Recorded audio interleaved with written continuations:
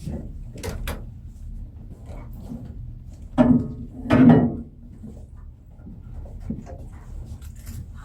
우리 자 이제 6시 반 바로 시작할 겁니다. 자, 여러분들은 아마 이제 6시부터 9시까지 한다고 알고 오셨을 거예요. 저 친구들도 지금 간 친구들도 모두 5시에 끝나는 걸로 알고 있었답니다. 조금 늦게 끝난 거야. 그래서 우리도 혹시 뒤에 저 친구들은 그래도 뒤에 저 학원 있어요가 있지만 우리는 이제 뒤에 학원도 없을 거잖아. 이제 통화효과가 없다. 단단히 각오를 하셔라 하는 말을 미리 전해드립니다. 자, 우리 오늘 수업은 어떻게 진행될 거냐면요. 먼저 첫 번째 처음 1시간 동안은 여기 중1 정기평가 대비 모의고사 같이 볼 겁니다. 요 모의고사요. 제가 한번 같이 요 보실 시간은요. 딱 1시간 드릴 거고요. 요 구성은요. 이번 7일, 8일에 볼 정기평가랑 완전하게 동일한 문제 구성으로 되어 있습니다. 물론 문제가 뭐가 나올지 모르겠지만 제가 최대한 모의고사 등등에서 난이도까지 유사한 구조로 가지고 왔어요. 일단 첫 번째로 여러분들이 이 문제 푸시면서 닥칠 시련과 고난은 시간이 부족할 겁니다. 원래 1시간 안에 이 30문제를 푸는 거는 저도 힘들어요. 모두가 힘든 일입니다. 그렇기 때문에 여러분들은 모든 문제를 다 풀어낼 거야. 나 만점 받을 거야. 지난반 바로 앞 시간도 아람반 친구들까지 다 있었거든요. 평균 점수가 60점대였습니다. 평균 점수. 어차피 이 시험 문제는 어려워서 여러분들이 정답률이 높지 않을 거예요. 정기평가도 또 동일합니다. 평균은 항상 높지 않아요. 그래서 여러분들은 뭘 하셔야 되냐면 내가 풀 수 있는 문제를 최대한 많이 푸셔야 되고요. 그리고 푼 문제는 최대한 다 맞아야 돼. 그러니까 안 푼 문제는 어쩔 수 없어. 푼 문제는 맞춰야 돼. 그리고 이제 보통 꼼꼼한 친구들이 푼 문제 다시 한번 검토 한 3번 하고 이렇게 제출하시거든요. 아마 여러분 내신 때도 검토까지 하실 시간이 많이 부족할 거예요. 그래서 여러분들은 아마 이 시험도 검토할 시간이 잘 없을 거다. 여러분들은 주어진 시간 안에서 빨리 문제 푸는 연습을 하셔야 될 겁니다. 요거 푸는 순간부터는 1시간 정도 드릴 거고요. 요 1시간 정도 드린 후에는요. 그 다음에는 요거 물론 저희가 해설할 겁니다. 근데 해설을 여기 있는 모든 문제를 다 해설하기는 어려워요. 그래서 여기 있는 문제 중에서 제가 문제는 여기 보시면 정답 좀 보이긴 하는데 해설이 다 달려있는 제가 손필기 해설을 달아놨어요. 그래서 이것도 따로 여러분들께 드릴 거니까 여러분들은 여기 있는 지문은 해설 제가 하는 것만 열심히 잘 들어주시면 되겠습니다. 그리고 나서 그 다음에 뭐 할 거냐면요. 사실 문법이 가장 중요해요. 문법이 근데 5문제밖에 안 되긴 하는데 그 5문제만 잘 맞아도 아쉬움이 없거든요. 지금 단기적으로 이렇게 지금 우리 거의 벼락치기 하는 거잖아. 주말에 시험 보고 수요일에 나와가지고 벼락치기에 가장 효과가 좋은 거는 문법입니다. 암기를 잘하면 되니까요. 그래서 아까 앞에 친구들이 왜 이렇게 오래 했냐라고 보면 여기 있는 문법은요. 총 5세트가 있어요. 10문제 내외로 해서 5세트가 있는데 이거를 여러분들이 시험을 보시고 채점을 제가 할 겁니다. 이제 문제를 푸시고 다 푸신 분은 손을 들어요. 그래서 채점을 해서 여러분들이 다 맞아야 돼. 하나 틀리는 것도 안 돼. 다 맞으면 1세트만 풀고 집에 갈 거야. 근데 1세트 했는데 내가 틀렸어. 그럼 2세트 풀 거야, 앉아서. 해서 돌린 판 5세트까지 여러분들이 5세트 못 풀면 이제 안타깝게도 우리 또 뒤에 10시 이상 있을 수는 없으니까 이렇게 푸시는 거예요. 네, 그래서 제가 또 여기는 우리 반은 그래도 인원 몇 명 없어서 좀 득을 보실 것 같은데 앞에 제일 먼저 가는 3분 정도를 앞에서도 뽑았어요. 1, 2, 3등. 1, 2, 3등에게는 제가 오늘은 준비 못했는데 정규 수업 시간에 제가 문화상품권 5,000원을 3분에게 드릴 겁니다. 다들 문법을 열심히 다들 잘 공부를 해오셨을 거라 믿습니다. 자, 그러면 먼저 지금 제가 시험부터 시작을 할 거예요.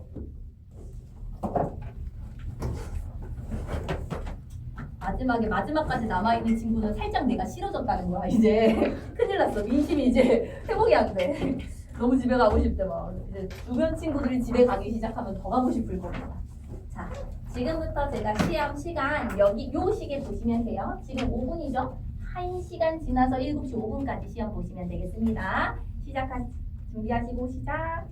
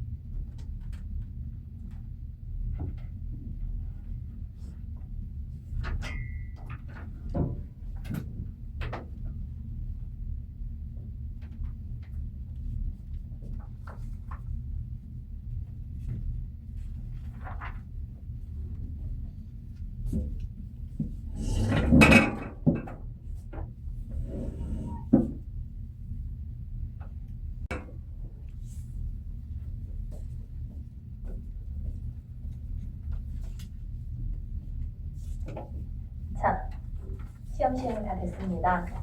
그리고 이제 뒤에서 이제 영상 제가 녹화를 하고 있는데 영상으로 보실 학생들도 있습니다. 영상으로 보실 학생들은요. 영상을 무슨 약간 인간 선생님 같지야. 영상으로 보실 선생님들은 학생들은요. 꼭 지금 중간에 여기서부터 듣지 마시고 꼭 일시정지 하시고 지금 선생님이 지난 시간에 나눠드렸던 그 문제 먼저 풀고 나서 해설강의 들으셔야 합니다. 답 바로 나오니까 이거 다 보시면 안 돼요. 자, 그럼 우리는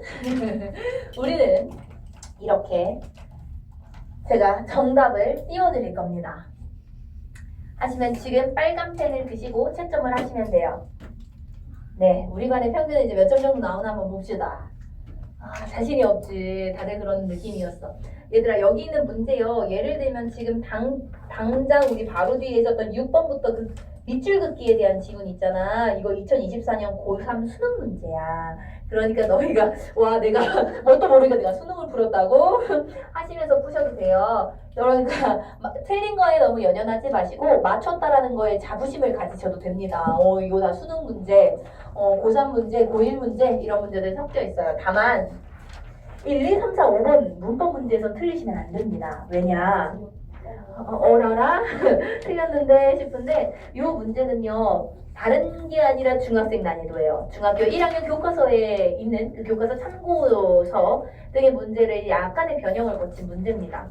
인근 학교의 기출문제 약간의 변형을 거친 문제들이에요. 그렇기 때문에 이거는 당장 여러분들이 중간고사, 기말고사 2학기 때 보실 때 마주하게 될 문제 난이도입니다. 1번부터 5번까지는 절대 틀리시면 안 돼요. 절대. 그래서 그래도 절대야. 절대 틀리면 안 돼. 그래서 1번부터 5번까지 중에 제가 만약에 선생님 저 채점을 했는데 3개, 4개, 5개 틀렸어요. 3, 4, 5개. 틀린 개수가 3개부터는요. 제가 아마 종종 수요일에 저와 같이 보게 될 겁니다. 그런 친구들은요. 앞으로 수요일에 저와 3개, 4개, 5개. 2개 정도 한두 개 틀리는 건 괜찮아요. 근데 3개부터 틀리는 사람들은 저와 이제 수요일에 3, 4, 5번 중에 1, 2, 3, 4, 5번 요 5문제 중에요. 3개 이상 틀린 친구는요. 앞으로 저와 자주 보게 될 겁니다. 제가 종종 문법 보강해야 된다고 여러분들 부를 거예요. 네.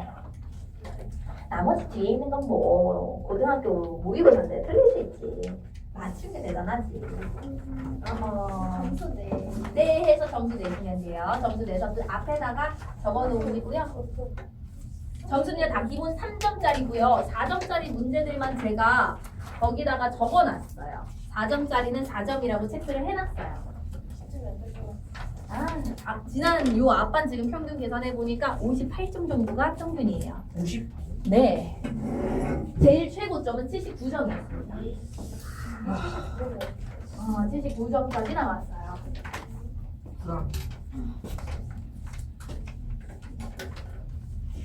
네. 이렇게 테스트. 얘들아 이거 진짜 이거 한 번 보면 기 빠지는 그런 시험이다. 정말 고생 많이 하셨고요. 근데 정기평가를 내가 지난번 매번 기출문제를 보는데 여기 이것보다 거의 유사하거나 조금 쉬운 정도예요. 정기평가는. 그러니까 제가 조금 더 유사하거나 살짝 어려운 정도의 문제를 먼저 드렸다고 생각을 하고 지금은요. 지금 시간 보니까 7시 10분이죠. 20분까지 10분 동안 푹 쉬시고 제가 포스트잇 드렸어요. 드린 포스트잇에다가는요. 여러분들의 이름과 점수를 적어서 저한테 제출을 하실 겁니다. 이름과 점수를 적어서 제출합시다. 자, 10분 동안 쉬십시오.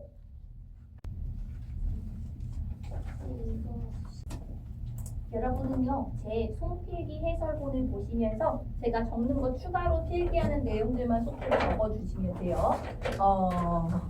자, 손필기 해설본과 여러분들이 문제 풀 때 어떤 체크를 하면서 풀었는지 같이 이렇게 옆에 두고 보는 거야. 자, 그럼 우리 1번 문제부터 같이 한번 시작을 해보겠습니다. 1번 보니까 언어의 역사성에 대한 이야기를 하잖아. 역사성은 시간이 흐름에 따라 3가지 기준이 있어서 첫 번째는 말소리가 소멸돼. 옛날에 썼던 말이 지금은 사용 안 돼. 두 번째로는 언어가 새롭게 생겼어. 막 스마트폰 이런 거 물건이 새롭게 생기면서 단어도 같이 생겼어. 세 번째는 원래 있었던 의미가 지금은 똑같은 단어긴 한데 그 의미만 바뀌었어. 이런 경우거든. 자, 여기 보니까요. 언어의 역사성을 보여주는 예시로 말소리가 변했대. 그래서 보니까 고전어랑 여기 보니까 현대어 해설까지 같이 달아줬어. 보면 나란 말씀이 듀웅딕에다가 그 당시엔 듀웅딕이라고 얘기했는데 이 듀웅딕은 중국이라는 말이야.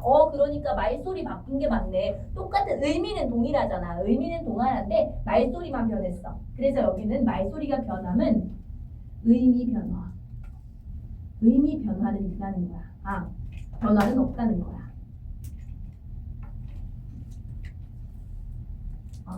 의미는 변하지 않았지만 말소리만 바뀌었을 때 단어를 찾아보시면 돼요. 아니할세, 아니함으로 의미는 변하지 않았지만 말소리는 변했네. 백성도 그렇고 이르고저도 맞아. 그런데 이 어린과 어리석은의 경우에는 지금 보니까 이런 전자, 이런 가닥에 어린 백성, 어리석은 백성. 뭐야?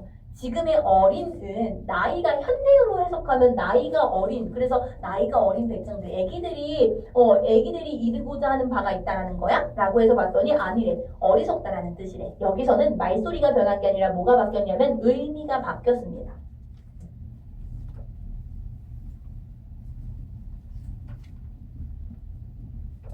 그래서 여러분들은 1번의 정답은 3번 골라주셨어야 합니다.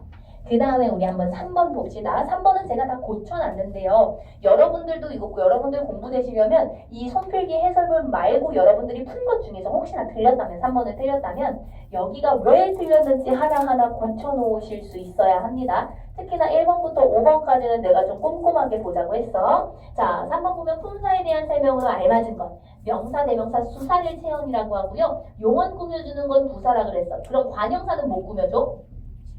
그렇지. 관형사는 체험 꾸며줘. 그리고 관계연에는 뭐 있었지? 조사 있었어. 조사는 형태를 바꿀 수 없어. 형태 바꿀 수 있는 거 형태 기준에 따라 뭐라고 얘기해? 바꿀 수 없어. 바꿀 수 없는 건?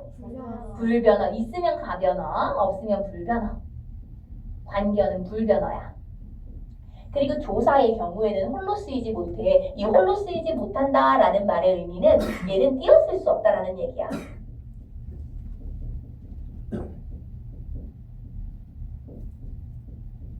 얘는 반드시 앞말에 붙여졌잖아. 앞말 어디에 붙어 조사는? 체언. 체언 뒤에 조사가 붙어.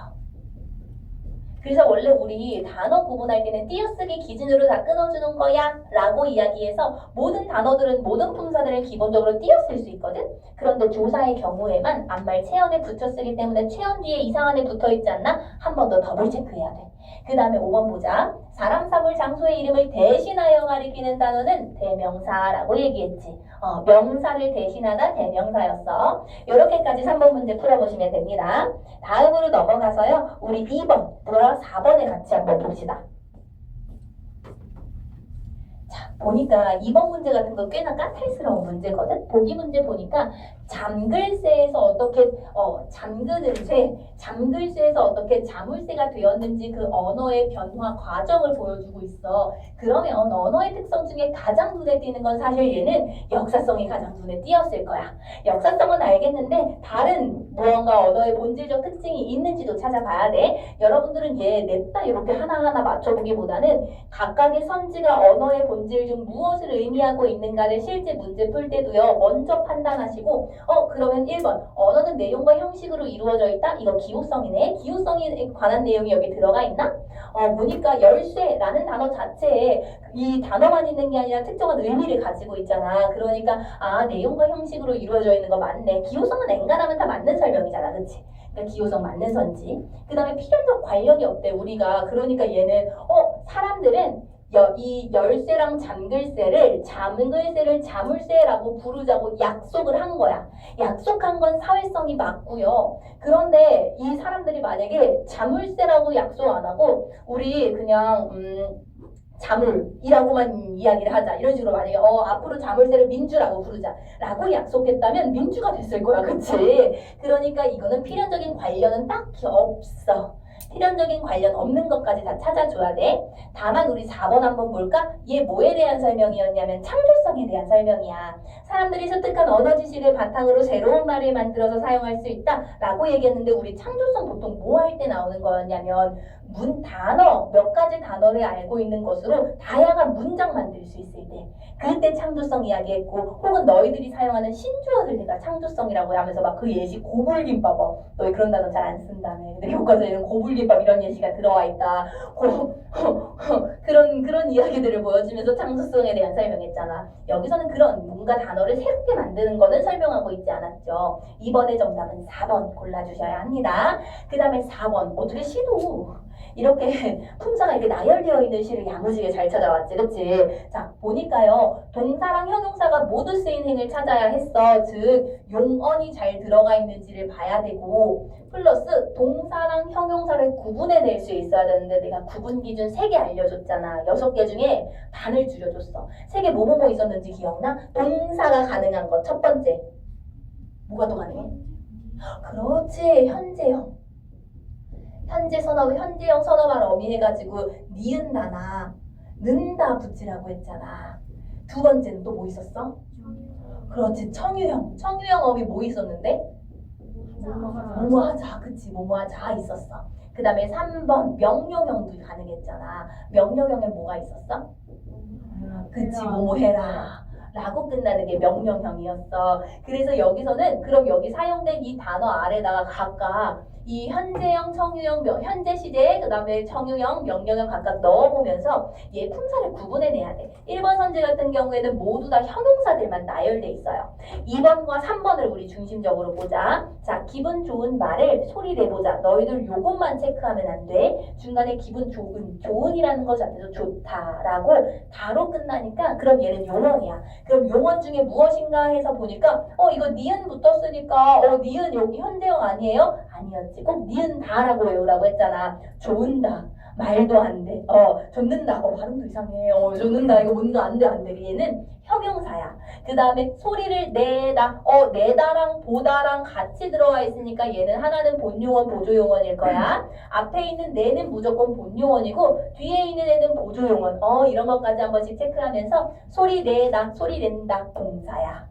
뭐뭐해 보자, 뭐뭐해 본다. 뭐뭐해 보자 자체가 청유형으로 사용되는데 이게 무조건 동사네. 동사, 여기가 형용사. 이렇게 잡아내셨어야 돼요. 그 다음에 여기도 뭐 얼음, 바람 다 명사지. 이거 감탄사지. 사랑한다, 말 돼, 동사야. 소중한다, 말 안 돼, 형용사야. 달린다, 말 돼, 동사야. 이렇게 해서 동사랑 형용사 2번, 3번으로 골라주셨어야 합니다. 나머지 품사도 제가 저기다 적어놨어요. 잘 한번 여러분들이 구분 기준에 맞춰서 선생님이 뭔가 잘못 적은 건 없는지 체크를 해보셔야겠습니다. 다음으로는 우리 5번이에요. 5번 내용을 보시면요. 다음에 가에 들어갈 말로 적절하지 않은 것은 물어보고 있잖아. 자, 그래서 보시면 5번의 경우에는 선생님이 뭐라고 얘기했냐면 자, 지금까지 용언의 특징 동사랑 형용사의 구별법 여기다가 형광펜은 여러분들은 체크해 놓으셔야 됩니다.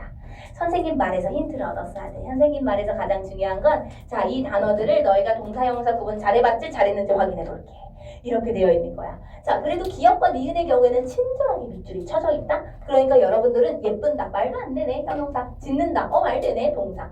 이렇게 잘 구분을 해놨을 건데 문제는 디귿과 리을이야. 밑줄이 없어. 그러니까 여러분들은 이 단어, 이 문장에서 용언을 먼저 찾고 그 용언이 동사인지 형용사인지 잘 구분을 해야 돼.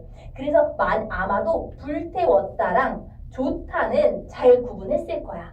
그런데 이 중간에 들어가는 강한, 베푸시는 을 놓쳐서 틀리는 경우가 종종 있어요. 여기 있는 품사만 잘 구분해 주셨다면 아래에 있는 문제는 문제없이 여러분들이 야무지게 다 잘 맞을 수 있었을 것이라 저는 생각을 합니다. 자, 여기까지 여러분들 잘 읽어주셨어야 해요. 오케이, 5번까지는 지금 쭉 나랑 같이 풀어봤는데 틀릴 만한 문제는 없었다. 틀렸으면 안 돼. 다시 한번 강조, 너희들 찔르라고. 문법 공부 열심히 하자는 의미에서. 자, 그 다음에 여기 문제는요. 여러분들 그래도 독서 세 지문 중에는 얘가 제일 풀만 했을 것 같은데 밑줄 긋기 학원에서 그렇게 밑줄 긋기 시켰던 건데 여기 이거 수능이야. 수능 지문은 누가 쓰시냐면 국문과 관련 교수님들이 쓰셔야 교수님들이. 교수님들도 이렇게 강조하는 밑줄 긋기야. 자, 이 내용은 그래서 넘어갈 거예요. 수능 문제도 내가 여기 있는 두세 문제 중에 몇 개나 맞았나. 무려 2년 전 수능 문제야. 풀만 했어. 자, 근데 문제는 고3은 내가 풀만 했는데 고1, 얘는 고1 3월 문제거든요. 고1 문제가 어려워, 젠장. 그치? 여기 있는 문제를 우리 같이 한번 풀어보자. 이게 우리가 배경 지식이 없어서 그래요. 고1 언니들은 이미 이 그래프를 정확하게 읽을 줄 아는데 우리가 아직 읽을 줄 몰라. 그래서 내가 이 수요 곡선과 공급 곡선에 대한 개념, 배경 지식을 먼저 한번 설명을 해볼게. 가로축에는 물건의 수량이야. 세로축에는 물건의 가격이야. 자, 우리 두바이 쫀득 쿠키를 한번 생각해보자. 두바이 쫀득 쿠키가 5,000원일 때, 8,000원일 때, 10,000원일 때가 있어. 자, 그러면 이걸 살려는 수량은 몇 명이나 사려고 하나 개수를 생각해보자. 5,000원 1개, 2개, 자, 3개 이렇게 나눠져 있다고 치자. 자, 너희들이 두바이 쫀득 쿠키를 사러 갔어. 5,000원일 때 많이 사고 싶어? 조금 사고 싶어? 야, 5,000원이면 진짜 살만해. 많이 사고 싶어. 나 많이 사고 싶어. 3개는 최대 3개까지 사면 나 3개 다 살 거야. 자, 두바이 쫀득 쿠키를 사러 왔는데 10,000원이야. 이거 사고 싶어 안 사고 싶어? 별로 한 개. 맛은 보고 싶으니까 하나 정도만 사는 거야. 10,000원일 때는 하나만 사야지. 이렇게 생각이 돼. 그래서 그래프가 이렇게 우하향한다고 얘기하거든. 오른쪽으로 갈 때마다 떨어지는 거는 이거는 수요 곡선이야. 수요 곡선. 우리의 수요는 가격이 높을수록 개수가 적어져. 가격이 쌀수록 당연히 많이 사고 싶지. 자, 그런데 두바이 쫀득 쿠키집 사장님 마음은 좀 다르다. 내가 열심히 카라이프, 요즘 카라이프 왕왕 대란인데 열심히 구해가지고 막 쿠팡에서 막 열심히 구해가지고 샀어, 만들었어. 자, 근데 사람들이 5,000원에 팔래. 팔고 싶어, 많이 팔고 싶어, 적게 팔고 싶어? 야, 5,000원에 팔래. 난 인건비가 더 들어. 그치? 5,000원에 별로 팔고 싶지 않아. 하나 조금만 팔래. 자, 근데 만약에 10,000원에, 요즘 주변 카페들 물어보니까 다 10,000원에 판대. 나도 10,000원에 팔기로 했어. 자, 많이 팔고 싶어? 조금 팔고 싶어? 야, 겁나 많이 팔고 싶어. 이거 남는 게 많아. 그러니까 그래프가 어떻게 돼? 우상향. 오른쪽으로 갈수록 올라가. 자, 이거는 공급 곡선이야. 자, 그래서 시장에서, 자, 시장의 판매 가격은 결국 얼마로 결정돼? 얼마에 만났어? 그래서 요즘 그 구더라 쫀득 쿠키즈랑 가격이 한 8,000원쯤 하더라고. 요 딱 두 개가 딱 야야야야야. 요 8,000원 선에서 2개 정도 사는 게 딱 적당한 것 같더라. 인당 구매 제한 2개, 가격 8,000원. 이렇게 결정이 되는 거예요. 자, 그 다음에 너희 혹시 해외 직구 해봤어? 물건? 해외 직구 해봤어? 해봤어. 막 우리나라에서 잘 안 파는 물건들 해외 직구 하려면 막 배송 기간도 오래 걸리고 막 그런 거 나는 가끔 그런 거 있잖아. 너희들 막 제트스트림 이런 일본제 볼펜 이런 거 보면 볼펜 여기 이렇게 가격 써져 있잖아. 막 300엔 막 이렇게 300 이렇게 써져 있잖아. 이런 거 볼 때마다 내가 일본 가면 300엔인데 우리나라에서 8,000원에 파네. 일본 갈 때 다음번에 많이 사와야지. 막 이런 생각도 좀 한단 말이야. 그치? 일본 가서 사는 게 훨씬 싸. 왜냐면 그 물건 파는 문방구 사장님이 못 돼서 막 많이 남기려고 그런 게 아니라 처음부터 들어올 때 관세를 붙인대. 관세는 세금이야. 지금 차은우 세금 안 내서 난리가 났지. 세금 얘기야. 자, 우리 관세하면 제일 먼저 누가 떠올라야 되냐면 그렇지. 야, 트럼프 생각나. 네. 트럼프가 관세를 겁나 높게 붙였죠. 그래서 어느 나라랑 그렇게 싸워? 중국이랑. 그러죠. 야, 뉴스 많이 본다. 중국이랑 그렇게 싸우는 거야. 자, 봐봐. 그 얘기를 할 거야. 자, 봐봐. 최근 수입품에 높은 관세를 부과해서 그치. 미국이 그래서 국제 무역 분쟁이 발생한대. 막 미국이랑 중국이랑 겁나 싸우는 거야. 그러면서 관세에 대한 관심, 우리도 이제 우리나라는 몇 퍼센트 때리려나? 막 이러면서 관세에 대한 관심이 높아진대. 이러한 원인 때문에 이러한 결과가 발생됐고요. 국제 무역이라는 원인 때문에 관세에 대한 관심이 높아졌다는 결과를 낳은 거예요. 서로가 꼬리에 꼬리를 물고 이런 일들이 발생한 거죠. 그럼 관세가 뭐예요? 라고 물어보니까 수입되는 재화에 부과되는 조세라는 건 세금이야. 그러니까 수입하는 물건에만 세금을 붙일 거야. 자, 그러면 삼성 핸드폰을 우리나라 사람들한테 팔 때는 세금 붙을까 안 붙을까? 관세 안 붙어. 세금은 붙겠지만 관세는 안 붙어. 그러면 아이폰을 우리나라 사람한테 팔 때는 세금 붙을까 안 붙을까? 관세가 붙어. 그치? 관세 붙을 거야. 자, 그럼 정부는 관세를 왜 굳이 해야 돼요? 외국 물건 싸게 사면 좋잖아요. 했는데 첫 번째는 조세 수입을 늘려. 이것도 짭짤해. 조세 수입을 늘리거나 혹은 국내 산업을 보호해. 얘들아, 너희가 이제 여기 딱 이게 마트에 딱 가서 보니까 가나 초콜릿이랑 허쉬 초콜릿이 있어. 너희 무슨 초콜릿 더 좋아해? 허쉬지. 미국에서 딱 수입하는 허쉬 초콜릿이 훨씬 맛있어. 근데 가격을 보니까 맛있는 허쉬 초콜릿 300원, 그 다음에 가나 초콜릿 2,000원. 뭐 살 거야? 허쉬야, 맛있고 가격이 싼데 외국에서 사야지. 외국 거 사야지. 그치? 근데 이러면 가나 초콜릿 만든 우리나라 기업 살 수 있어 없어?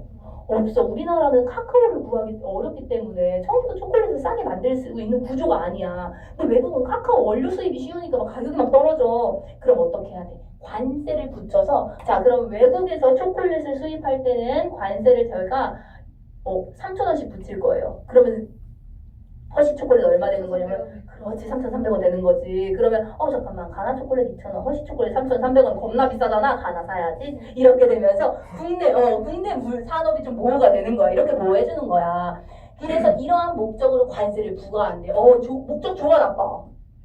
좋아. 목적은 좋아. 자, 그런데 의도는 좋으나 결과가 관세를 부과하면 국내 경기 및 국제 교역에 영향을 불정적인 영향도 미칠 수도 있단 말이야. 그러니까 우리는 잘해야 돼. 자, 그럼 이 그래프를 보면서 한번 보자. 관세가 국내 경기에 미치는 영향을 살펴보기 위해서는 시장에서 수요와 공급의 원리를 알아야 되는데 우린 이미 알고 있어. 그치? 자, 그래서 여기 그래프를 그림을 보니까 가격에 따른 수요량과 공급량의 변화를 나타내는 그래프래. 여기서 수요곡선, 우하향하는 수요곡선은 재화의 가격에 따른 수요량의 변화를 나타내는데 그래프에서 가격은 재화 1단위, P1, P0, P2 뭐 이런 재화 1단위당 추가 소비를 위한 소비자의 지불 용의 가격. 그러니까 내가 두바이 쫀득 쿠키를 나는 5,000원일 때만 살 거야. 혹은 어떤 사람은 난 10,000원일 때 꼭 먹어보고 싶어. 10,000원일 때까지도 나는 돈을 낼 의향이 있어. 이러한 내가 돈을 낼 의향을 지불용의 가격이라고 해. 이 지불용의 가격을 나타내기도 한데 공급곡선은 재화의 가격에 따른 공급량의 변화를 나타내는데 그래프에서 자, 여기까지가 수요곡선에 대한 설명. 이제 공급곡선에 대한 설명. 자, 공급곡선은 재화의 가격에 따른 공급량의 변화를 나타내는데 그래프에서 가격은 재화 1단위 추가 생산을 위한 생산자 판매용의 가격을 나타내기도 한데 자, 그러면 수요와 공급의 원리에 따르면 재화의 균형 가격은 P1, P0, P2 어디서 형성되겠어? 자, 적정 가격. 하나, 둘, 셋, 1번, 2번, 3번 어디야? 2번 여기에서 형성이 되겠지. P0에서 형성된대. 그래서 재화의 가격이 만약에 P1으로 올랐어. 자, 가격이 올랐어. 생산자, 소비자 사고 싶어 안 사고 싶어? 가격 올랐어. 안 사고 싶어. 그러면 공급하는 사람, 생산자 팔고 싶어 안 팔고 싶어? 가격 올랐어. 겁나 팔고 싶어. 그치? 그 얘기하는 거야. 자, 그래서 보니까 P0에서 형성되는데 P1으로 올라가게 되면 수요량은 줄어들어. 공급량은 오히려 증가해. 그럼 가격이 이번에 떨어졌어. 가격 떨어지면 물건 사고 싶어 안 사고 싶어? 야, 사고 싶어. 수요량은 증가해. 그러면 물건 파는 사람은 팔고 싶어 안 팔고 싶어? 안 팔고 싶어. 팔아봤자 남는 거 없어. 그래서 이렇게 가격이 변화하게 된다라는 이야기 이 그래프 그대로 세자를 주고 있는 거야. 자, 이처럼 재화의 가격 변화로 수요량과 공급량이 달라지면 소비자 잉여와 생산자 잉여도 변하게 되는데 자, 기껏 내가 위에 그래프 이해해 놓으니까 갑자기 잉여라는 말이 나왔어. 근데 잉여는 우리가 약간 우리 막 너 잉여냐? 막 이렇게 하면 약간 필요 없는 인간인 걸 같잖아. 근데 경제에서의 잉여는 그 의미가 달라. 그래서 정의할 거야. 잉여란 하면서 정의를 알려줘. 제품을 소비하거나 판매함으로써 얻는 이득을 우리는 잉여라고 얘기한대. 그러니까 물건을 내가 팔면서 얻을 수 있는 그 금액이 잉여가 되는 거야. 소비자 잉여, 소비자의 이득인 거야. 소비자 이득은 내가 원래 이 재화를 구입할 때 지불한 용의는 난 10,000원까지도 난 두바이 쫀득 쿠키를 사려고 했다. 그런데 실제로는 8,000원밖에 안 한 거야. 자, 이득 얼마 봤어? 2,000원만큼 기분이 너무 좋아. 이게 바로 소비자 잉여야. 그럼 생산자 잉여는 생산자가 내가 원래는 좀 돈 안 돼도 팔자 해서 5,000원까지라도 팔 거야. 근데 주변 카페를 보니까 다 8,000원에 팔아. 나도 8,000원에 팔았어. 기분 좋아 안 좋아? 좋아. 얼마만큼? 3,000원만큼 기분이 좋아. 자, 그러니까 이 가격의 차이를 보는 거야. 그림에서 수요곡선과 실제 재화의 가격의 차이에서 해당하는 가는 소비자 잉여를 이야기할 거래. 그럼 너희들은 지문에다 사실 이렇게 체크를 해놨어야 돼. 이 위에 가 보니까 이 윗부분이 소비자 잉여래. 아랫부분은 생산자 잉여래. 그러니까 이런 거는 나중에 지문 문제 풀 때 찾아오기 어려우니까 이 그래프에 잘 체크해 두시면서 글을 읽으시면 좋아요. 무조건 너희 이번에도 정기평가 볼 때 이렇게 문제에 그림이 나오거나 문제 안 나오더라도 보기 문제에 그림 나와 있는 경우가 있어. 그림은 꼭 지문이랑 같이 읽어야 돼. 알았지? 자, 그렇게 해서 여기는 소비자 잉여, 생산자 잉여를 나타낸다. 만약에 가격이 올라가면 소비자는 당연히 마음이 안 좋겠지. 소비자 잉여 줄어들어. 그러면 가격이 오히려 올라가면 생산자 입장에서는 겁나 기분 좋아. 그리고 가격이 떨어지면 소비자 겁나 좋아. 근데 생산자 잉여 줄어들어. 이렇게 당연한 거야. 아까 소비자랑 공급곡선, 수요곡선이랑 동일하게 흘러가는 거야. 자, 그러면 우리 요 아래에서 나올 건데 우리 사회적 잉여라는 거는 소비자 잉여와 생산자 잉여를 더한 거래. 자, 잉여 좋은 거야, 나쁜 거야? 좋은 거, 이득이라고 했잖아. 좋은 거. 그러면 사회적 잉여는 높을수록 좋을까, 낮을수록 좋을까? 높을수록 좋아. 높을수록 좋은 거야. 자, 그럼 이를 바탕으로 하면서 예시를 한번 들어보자. 이를 바탕으로 관세가 국내 경기에 미치는 영향을 한번 살펴보자. 밀가루 수입 전에 형성된 K국의 밀가루 가격이 원래 우리나라에서 500원에 팔고 있었어. 그런데 국제시장에서 형성된 밀가루 가격은 300원인 거야. 야, 500원짜리 밀가루가 있고 300원짜리 밀가루가 있어. 품질은 거의 비슷해. 그럼 너희 어떻게 뭐 살 거야? 당연히 300, 야, 500원짜리 야, 저는 국내산 유기농만 먹어요. 이러면 그래서 이거 고르면 안 돼. 보통 대부분의 사람들은 이거 좋아한단 말이야. 300원짜리 가격이 싸면 사겠지. 그러니까 우리나라 산업이 어떻게 되겠어? 죽겠지. 망할 수 있어. 근데 우리나라는 이보다 가격을 낮추기 쉽지 않아. 그러니까 얘 가격을 관세를 붙여서 올려야 되는 거야. 자, 원래는 자유무역. 자유무역에는 관세가 있대 없대? 관세가 없대. 자유무역을 통해 관세 없이 밀가루를 수입하게 되면 국산 밀가루 가격은 수입 가격 수준인 300원까지 내려가. 그치? 왜냐면 가격 경쟁력 우리도 키워야 되니까 울며 겨자 먹기로 가격을 내리는 거야. 300원까지 내려가. 자, 그러면 300원까지 내려갔어. 원래 이 밀가루를 팔던 사람은 밀가루 팔고 싶을까? 안 팔아. 그러니까 밀가루 사업하다가 다른 사업으로 막 넘어가. 그러니까 공급자가 줄어들어. 자, 그 결과 국내 밀가루 공급량이 줄어들어. 나 이제 더 이상 밀가루 팔아봤자 돈도 안 된다. 다른 거 할래? 다른 걸로 넘어가. 자, 근데 수요량은 가격이 떨어졌으니까 어떻게 돼? 늘어나. 자, 그러면 원하는 사람은 많은데 파는 사람은 없어. 그럼 어떻게 해야 돼? 수입해야지. 그래서 국내 수요량에서 국내 공급량을 뺀 나머지 부분만큼 밀가루를 수입하게 된대. 그러니까 원래 가격이 두통구가 5,000원이었어. 원래 우리나라에선 8,000원에 팔고 있었어. 근데 실제 두바이를 가니까 두바이에서 5,000원에 팔아. 그래서 두바이에서 우리가 수입을 하기로 결정했어. 그럼 얘네들 가격이 떨어지잖아. 그럼 봐봐봐. 5,000원이었을 때 공급은 하나만 하려고 그래. 근데 우리 수요는 무려 3개나 사고 싶어. 그럼 몇 개 수입해야 돼? 2개. 여기에서 여기 뺀 만큼의 2개를 수입하면 되는 거야. 그치? 2개는 두바이에서 사오면 돼. 요렇게 되는 거지. 그래서 여기서 여기 뺀 가격만큼 수입하게 된다. 이 얘기야.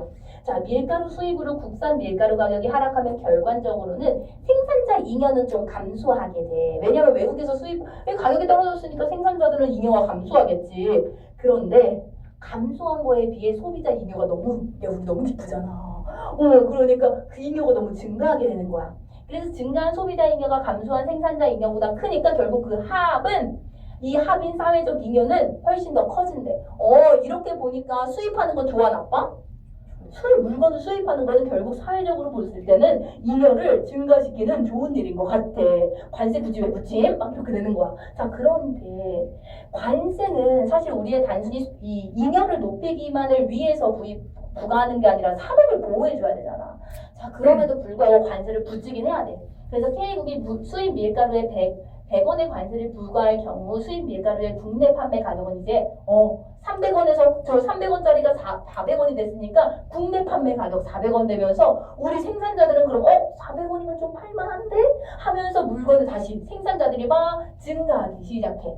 자, 공급량이 늘기 시작하죠. 생산자 잉여가 증가했어요. 자, 생산자 잉여는 가격이 올랐잖아. 생산자 잉여 증가해. 소비자 잉여는 감소해. 소비자 잉여는 감소해. 수량이 감소하니까 그러면 한번 생각해보자. 증가한 생산자 잉여가 감소한 소비자 잉여보다 만약에 적다고 가정을 해보면 그러면 결국 사회적 잉여는 증가해져 줄어들어.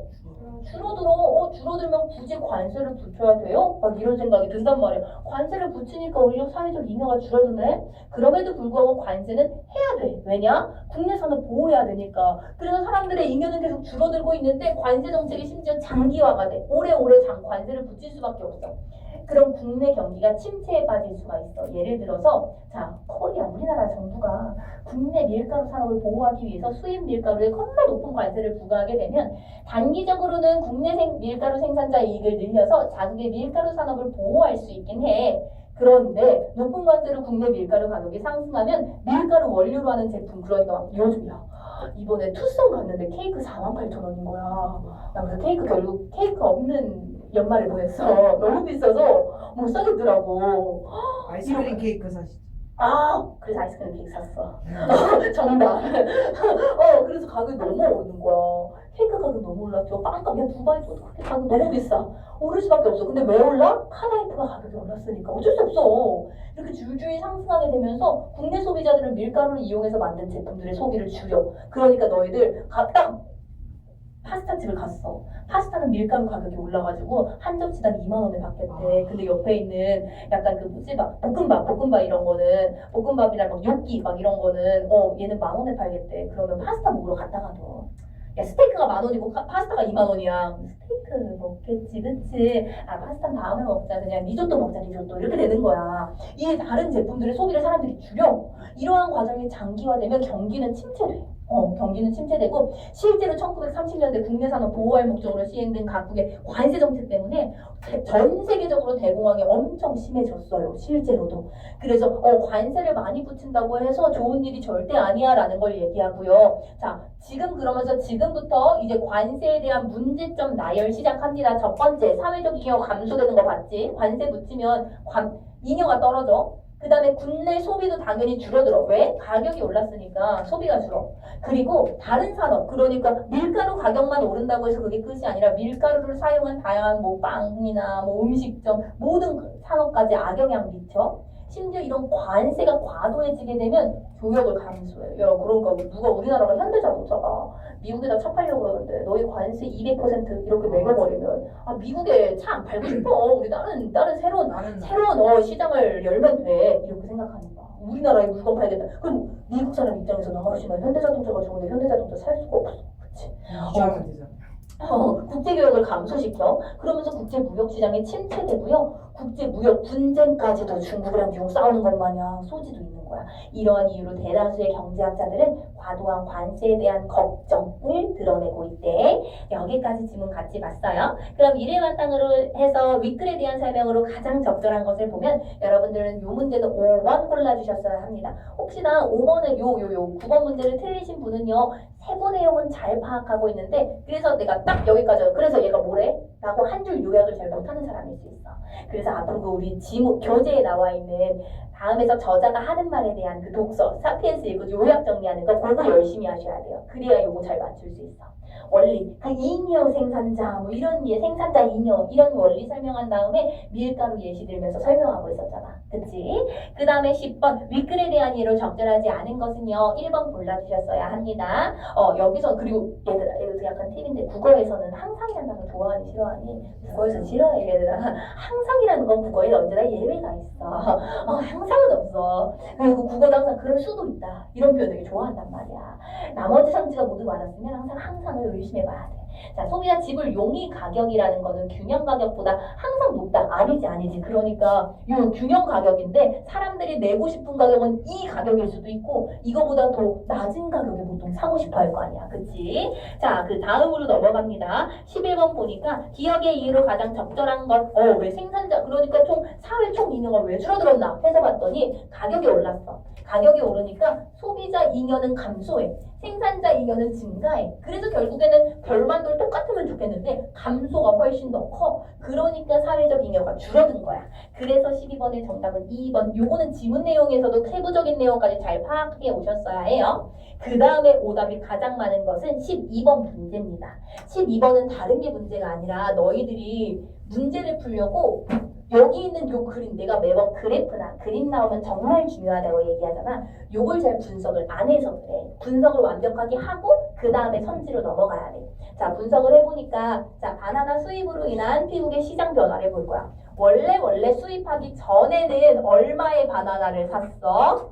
1,000만 원. 톤당 1톤당 1,000만 원이 가격이었어. 자, 그런데 수입을 하게 됐어. 수입을 관세 부과하기 전에 그러니까 세계 시장에서 바나나는 얼마였어? 톤당 500만 원이었어. 그러니까 우리나라도 가격이 뚝 떨어진 거야. 그랬더니 이거를 보지 못하고 정부가 야 우리나라 그 바나나 산업도 뭐 해야 되겠는데 자, 그래서 700원에 관세를 부과하고 나서부터는 700원에 팔았대. 관세 얼마 붙인 거야?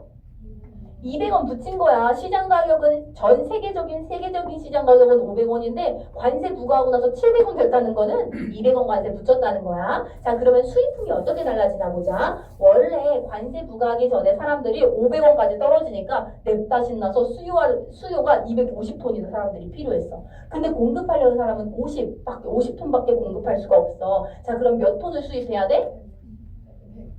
200톤. 그치. 200톤은 수입을 해야 돼. 자, 그러다가 관세를 좀 높여서 했더니 원하는 수요가 좀 줄어들었어. 200톤만 원에. 자, 그러면 심지어 국내 생산자들은 좀 늘었다? 100톤까지는 국내에서 구할 수가 있어. 그럼 얼마 수입해야 돼? 그치? 100톤만 수입하면 돼. 200만 원 올렸더니 수입량이 반으로 줄었네? 요렇게까지 체크를 하시고 문제를 푸시면 다 풀 수 있습니다. 자, 보자. 바나나를 수입하기 전 바나나의 국내 평균 가격은 톤당 아까 1,000만 원이라고 했어. 그리고 관세를 부과하기 이전에 수입되는 바나나의 수량은 200톤이었어.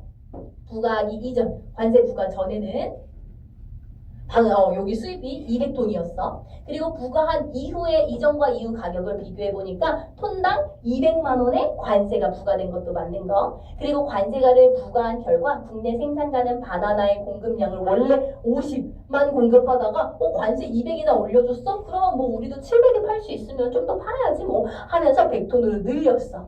그리고 관세를 부과한 결과 수입되는 바나나 수량은 원래 200톤을 수입하다가 관세 부과하고 나서부터는 100톤만 수입할 수 있게 됐잖아. 그러니까 100톤이 줄어드는 효과가 아니라 200톤에서 100톤으로 줄어들었다. 100톤으로 줄어들었다. 50톤이 아니라. 그치?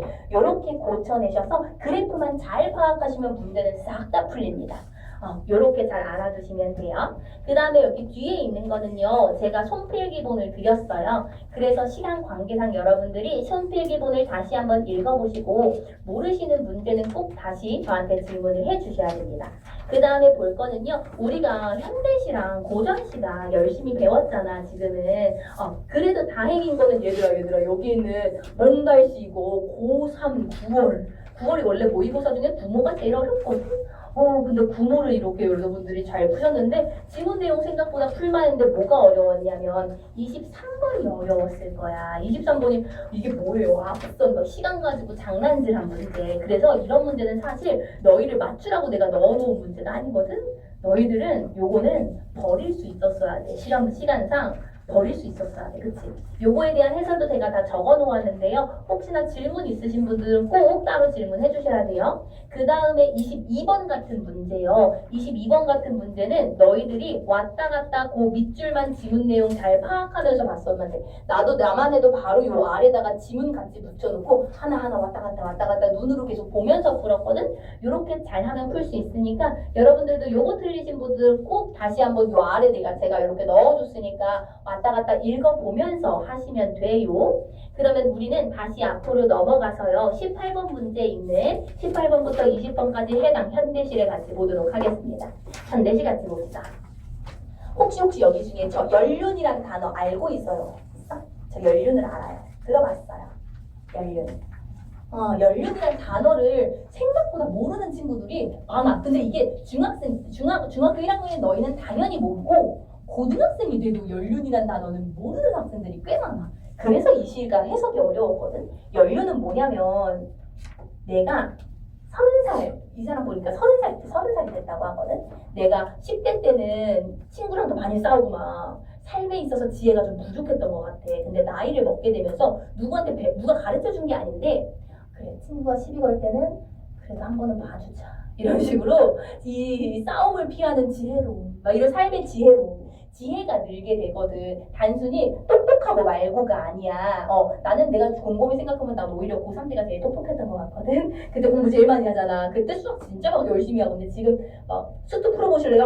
아니요. 저 수투는 별론데요? 이런단 말이야. 근데 그때는 막 열심히 풀었거든. 오히려 그러니까 머리에 똑똑함이 아니야. 지혜로움이라고 생각해 주시면 돼요. 자, 그러면 우리 이 시 배운 대로 한번 해석을 해보자. 보니까 무너지는 꽃 아래 이파리처럼 꽃이 지금 어떻게 돼? 무너져. 하강적 이미지잖아. 그러면 지금 이 꽃은 긍정적인 시야? 부정적인 꽃이야? 부정적인 꽃이야. 무너지는 꽃 이파리처럼이라고 썼네. 이거 무슨 법? 지규법이니까 원관념, 보조관념 찾아내야 돼. 자, 무너지는 꽃 이파리처럼 휘날려 발 아래 깔리는 30 언저리쯤의 나이. 그럼 나 지금 한 30 언저리쯤, 이 화자의 나이는 30 언저리쯤인가 봐. 자, 30 남은 해. 얘는 원관념일까 보조관념일까? 그렇지, 얘가 원관념. 그럼 얘 보조관념은 뭐야? 그렇지, 무너지는 꽃 이파리. 얘가 바로 보조관념. 요런 거 잘 찾아내야지. 자, 보니까 30 정도 나이를 먹었는데 나는 이 나이 먹은 나를 무너지는 꽃 이파리처럼 심지어 발 아래 깔려있어. 다 지금 발 떼고 있나 봐. 자, 그러면서 연륜을 난 뭐라고 생각했냐면 구름같이 피려던 끈. 어렸을 때는 이렇게 뜻도 있고 꿈도 있거든. 막 나는 나중에 막 의사 선생님이 되고 싶고 변호사들 나 서울대 갈 수 있을 것 같고 막 했는데 막상 내가 막 서울대 너무 빡아 나 연세대로 만족해야겠다 막 이렇게 막 내가 꿈을 점점 줄여. 응? 이제는 만족하는 것도 나도 굉장하다 생각해. 근데 난 중학교 때까지 난 서영고밖에 없는 줄 알았어. 무조건 그 세계주의 대학 중에 하나에 내가 가겠지? 막 이렇게 생각했는데 생각보다 빡세더라. 그게 어디 갔어요? 쉽지 않아? 비밀이야. 비밀이야. 서울에서 따지는 내가? 나 아닐걸? 나 그렇게 귀하고 관하게 전기를 받는 대학교 나도 정말 가고 싶었거든. 반해. 제가 알려드린 인스타그램 들어가시면 제 대학교도 나와 있어요. 그렇게 숨길 것도 아닙니다. 자, 이것도 보여주는데, 또 있는데, 구름같이 피려던 뜻은 날로 굳어간대. 그러니까 나는 막 서울대도 가고 싶고 막 했는데, 공부하다 보니까 점점 굳어. 그래서 황금, 구금, 이 굳은 거를 하나하나 실로 이렇게 뽑아가지고 연륜이란 거에 가나. 그러니까 이렇게 감겨가면서 연륜이 쌓이게 되는 거야. 자, 보자. 갈매기처럼 꼬리 떨며 사높인 바다에 내려앉은 섬으로 가자. 자, 얘 지금 보니까 30 남은 해를 긍정적으로 보는 것 같아? 부정적으로 보는 것 같아? 나의 경력이 어떻대? 초라하네. 나 지금 긍정이야? 부정이야? 왕왕 부정이야. 나는 지금 나의 현재 상태를, 화자의 상태를 부정적으로 생각해. 그랬더니 이 부정적인 상황을 그래도 이겨내고자 어느 공간으로 가재? 섬, 바다라고 하면 안 돼. 섬으로 가고자 하는 거야. 자, 그럼 이 섬은 긍정적인 공간일까? 부정적인 공간일까? 긍정이라고 잡아야 돼. 내 지금 부정적인 상황을 이겨내려면 섬으로 가려고 하는 거니까. 자, 뭐뭐 하자. 이거 무슨 영어미? 청유 영어미. 그치? 자, 나도 갈 거고 너도 갈 거야. 우리 함께 가자. 이 섬으로 가자. 자, 섬은 이 여기랑 분위기가 완전 달라. 빛이 빛 하늘 아래 여기도 꽃이 피거든? 자, 근데 봐봐. 여기서 피어있던 꽃은 무너지고 있었어. 여기서 피어있는 꽃은 맑기도 하대. 긍정적인 꽃이야? 부정적인 꽃이야? 긍정적인 꽃이야. 자, 그래서 행여에는 근데 이 꽃이 무너질 수도 있을 것 같거든? 행여 무너질 땐 발 아래를 밟히지 않아. 얘는 눈빛 파도에 이렇게 적시면서 파도를 타고 흘러갈 거야. 긍정적인 공간이야. 그래서 나는 초라한 경력을 어디에 맡겠대? 육지다. 그럼 지금까지 있었던 공간 여기가 어디야? 육지에 있을 거야. 여기까지 내가 부정적인 공간은 육지였어. 육지. 그래서 육지에서 어디로 가자는 거야? 섬으로 가자는 거야. 바다를 건너서. 자, 그럼 초라한 경력을 어디에 막을 거냐면 육지에 막을 거야. 바다를 가운데 두고 넘어오지 못하게 하고 나서 주름 잡히는 연륜마저 끊었어. 뭐가 끊었어? 육지가 끄는 거야. 연륜 육지가 끄는 거야. 그러면서 나도 또한 불꽃처럼 열렬히 살 거래. 자, 그럼 불꽃이 상징하고 있는 의미는 열렬하다라는 의미를 가지고 있거든. 이게 긍정이야, 부정이야? 왕왕 긍정. 그럼 나 뭐처럼 살고 싶어? 불꽃처럼 살고 싶어. 나 열정적이게 살고 싶어. 섬에 온 나는 이제와는 달라. 이렇게 생각하는 거거든. 자, 그러면 여기서 사실 이거 고3 6월 지문이거든. 여기서 오답이 제일 높았던 건 몇 번째 문제냐면 20번 문제였어. 20번 문제는 심지어 문제 이상하다고 막 애들이 컴플레인까지 걸었어. 여기서의 정답은 2번입니다. 어디가 틀렸나 봐봐. 불꽃을 긍정적인 이미지로 표현한 거 완전 맞거든? 근데 주름 잡힌 연륜에 결핍되어 있는 그 속성을 끊을 수 있는 수단은 불꽃이야. 불꽃이 끄는 게 아니라 뭐가 끊었다 그랬어? 육지가 끊어냈잖아. 나 원래 육지에 있었는데 육지가 끊어내고 나 이제 바다를 건너서 섬으로 갈 거야. 이런 의미였잖아. 불꽃은 할 일이 없어요. 그냥 열정적이다 라는 의미만 가지고 있어서 내가 앞으로 불꽃 같은 사람이 불꽃 남자가 되고 싶은 거지. 얘가 뭔가를 해준 건 없었어. 요렇게 시를 꼼꼼하게 읽을 수 있어야 된다는 걸 알려줬던 게 고3 지문입니다. 쉽지 않았지. 자, 그리고 그 다음에 우리 여기 있는 대장간의 유혹. 제목도 무슨 유혹이야. 그래서 대장간이 무슨 유혹을 하나라고 해서 작품을 보니까 자, 봐봐.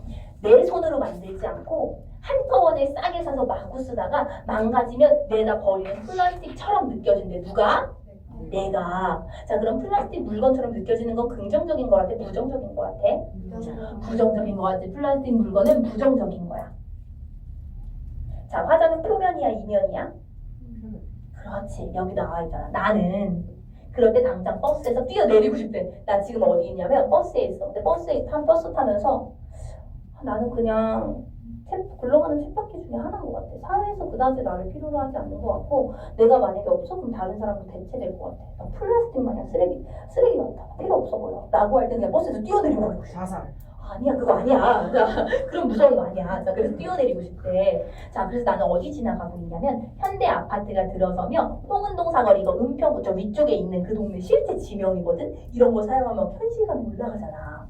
홍은동 사거리에서 이제는 사라진 털보네 대장간을 찾아가고 싶게. 이게 뭐 사실 이런 게 아니라 자, 뛰어내려서 어디 갈 거야? 털보네 대장간 갈 거야. 당장이라도 여기 가고 싶다는 거야. 자, 이 공간은 그럼 긍정이야 부정이야? 내가 가고 싶은 공간, 긍정적인 공간이야. 자, 털보네 대장간은 그러면 아마 한꺼번에 사서 막 쓰다가 내다 버리는 물건을 만들까? 아니면 소중한 물건들을 만들까? 그렇지. 정성 가득한 물건들을 만들 거야. 풀무질로 이글거리는 불 속에 시우새처럼 나를 달구고 모루 위에서 별이고 숫돌에 갈아 시퍼런 무쇠낫으로 바꾸고 싶대. 뭐를? 플라스틱 물건을 무쇠낫으로 바꾸고 싶대. 무쇠낫은 긍정이야 부정이야? 긍정. 만드는 과정 봐. 겁나 어려워 보이지. 이 과정을 거쳐 만드는 소중한 물건이야. 땀 흘리며 두들겨 하나씩 만들어낸 장인의 손길로 만들어낸 꼬부랑 호미가 되어서 소나무 자리에 송진을 흘리면서 대장간 벽에 걸리고 싶대. 자, 호미 긍정이야 부정이야? 긍정이야. 지금 털보네 대장간에서 만드는 모든 물건들은 긍정적이야. 자, 지금껏 살아온 인생이 온통 부끄러워지고 직지사 해우소. 해우소 뭐냐면 너 혹시 해우소 뭔지 알아? 화장실 말하는 거야. 화장실. 근데 화장실도 우리 보통 보면 이렇게 앉아가지고 변기물 확 내리는 게 아니라 가끔 너희 등산하다가 중간에 막 간이 화장실 가면 이렇게 앉아서 축을 앉아야 되는데 심지어 그 안에 뻥 뚫려 있어서 냄새 왕 나는 그 화장실 해우소입니다. 학교에도 있던데 강의하자. 전학교에서. 진짜? 아니 여기 대치 말고 전학교. 예, 전에 있던 학교? 거기 서초군데. 근데도 있어? 네. 우리 학교에 있어요. 진짜? 진짜?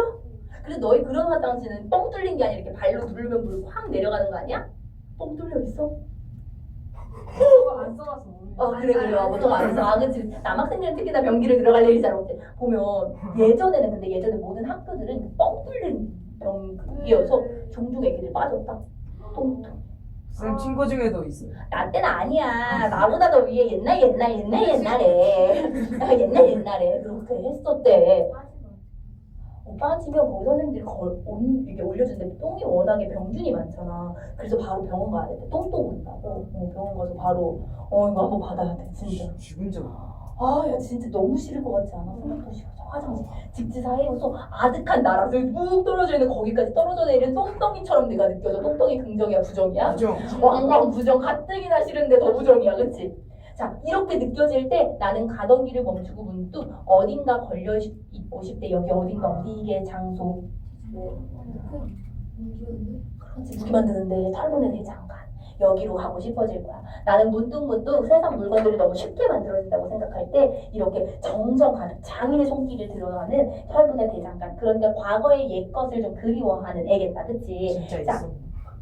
뭔가 진짜 있었을 것 같지? 이게 홍은동 사거리 막 이렇게 이름을 말해줘서 그래. 자, 그럼 이를 바탕으로 가장 적절한 거 제가 맞은 거 틀린 거 다 체크해줬어요. 여러분들은 요것만 체크하시면 됩니다. 하강의 이미지, 무너지는 꽃 발 아래, 이렇게 아래 하강적 이미지. 그 다음에 나 버스에서 뛰어내린다잖아. 뛰어내리고 내려가는 거 하강적 이미지. 그치? 자, 그 다음에 5번에 5번 선지 여기 밑줄 쳐놓으시면 밑줄 쳐져 있는데요. 표면에 드러난 청자. 우리 원래 항상 표면에 드러나는 화자만 봤잖아. 화자는 나. 네, 우리가 있으면 표면에 드러난 화자라고 했지. 청자는 보통 표면에 들어가려면 누구누구야 이렇게 불러야 돼. 민주야, 너에게 하는 소리야. 이렇게 하면 듣고 있는 사람이 민주가 지금 듣고 있겠구나. 우리가 알 수 있잖아. 이렇게 누구누구야 라고 부르면 표면에 드러난 청자입니다.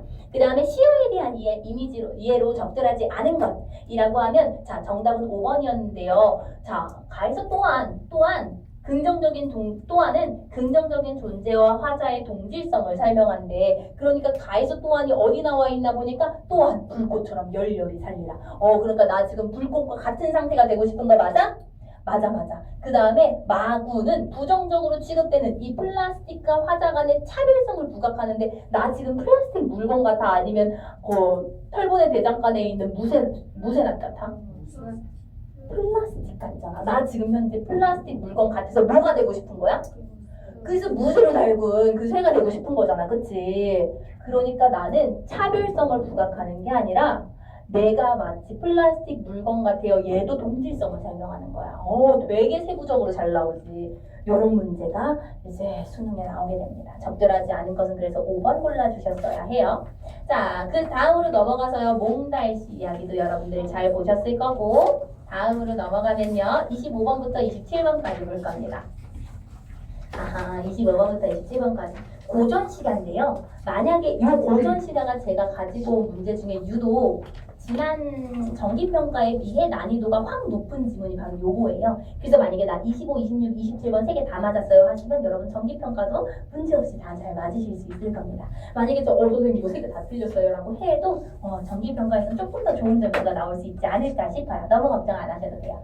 자, 그리고 내가 여기서 좀 걱정했던 게 이거를 조금씩 문제를 내가 너 이해할 수 있게 선지를 조금씩 바꿨는데 고1 거를 그대로 줄 수 없잖아. 고3 거를 그대로 줄 수 없으니까 살짝 어휘만 진짜 조금 바꿔서 단어 한두 개 이렇게만 바꿨는데 내가 요거를 고민했거든. 음보 설명을 안 해서. 그래서 아마 다음 주에 어차피 설명이 들어갈 개념일 것 같긴 한데 여러분들한테 먼저 알려드립니다. 우리 이렇게 고전 시간은요.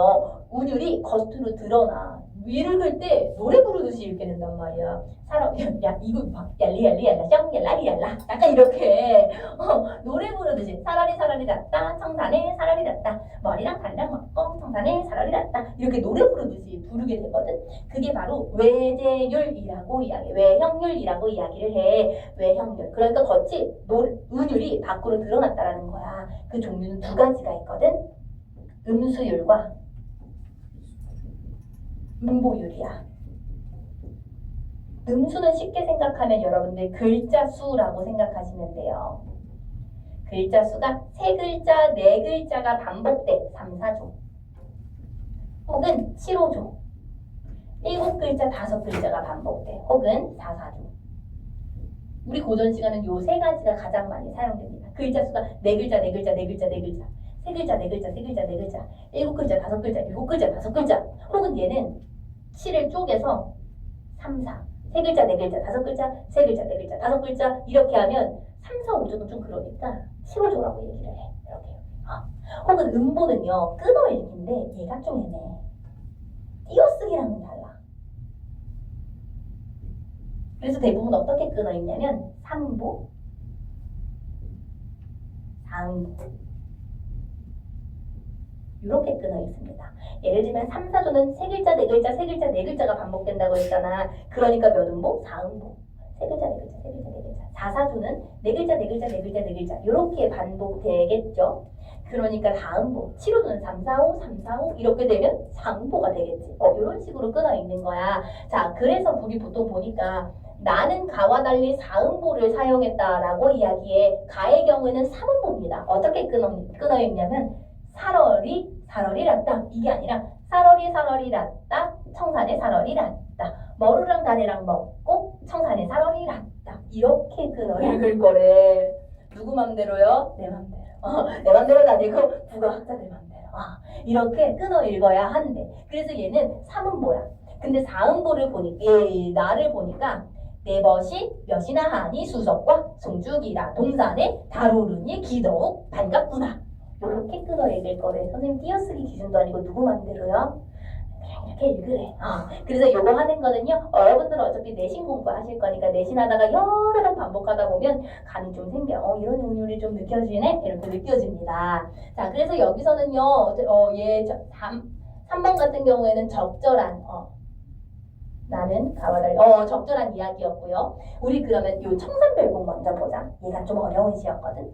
자, 이 사람은 지금 보통 이런 시조 쓰는 사람들은 선비가 많아. 선비들은 그러면 그 당시에는 지금은 충주에서도 성공할 수 있고 강릉에서도 성공할 수 있고. 근데 그 당시에 성공하려는 방법이 하나밖에 없었어. 어디로 올라와야 돼? 한양으로 올라. 무조건 한양 와서 과거 시험 봐야지. 그치? 한양에서 한양에서 과거 시험 봐야 되잖아. 그러니까 이 사람들은 이 시골 다른 지방에 살던 선배들이 다 죄다 올라와서 막 열심히 일을 하는데 지금이야 만약에 너희가 회사에서 만약에 부모님은 회사에서 일을 좀 실수를 했어. 그럼 어떡해? 혼나고 다음번에 잘하면 되는 거잖아, 그치? 근데 그 당시에 만약에 이제 정치적 일을 해. 근데 내가 약간 임금님 말에 안 드는 말을 했어. 자 그럼 어떻게 해야 돼? 귀한 거야. 귀한 거는 죽여버려. 그런데 나는 이제 일하기가 어때?